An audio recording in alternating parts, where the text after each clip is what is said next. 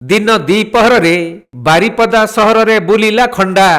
किछि युवक माने एकत्रित होई जणे युवक को भुजाली रे हाणी देबारु से आहत अवस्था बारिपदा पीआरए मेडिकल कॉलेज रे भर्ती होइछंती। तेबे एही भुजाली माड़ घटना को नहीं जहाँ सूचना रही जे बारिपदार कॉलेज छकरे किछि युवक माने जाउथवा बेले अन्य किछि युवकंक सहित जुक्तितर्क होइथिला। परे सोनगड़िया अंचलर किछि युवक माने एही खबर पाई घटनास्थल को आसी खंडा भुजाली रे अतर्कित आक्रमण करिथिले। फलरे अंबिका साहिर हिमांशु बारिक नामक जने युवक भुजाली आक्रमण रे गुरुतर होइछंती।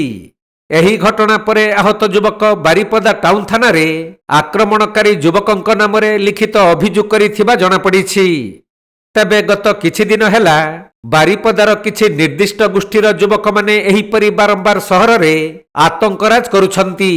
सामान्य कथारे खंडा भुजाली धरी उत्पात करुथवा बेले पुलिस काहींकि चुप रहुछि ताकू नेई उठिछि प्रश्न।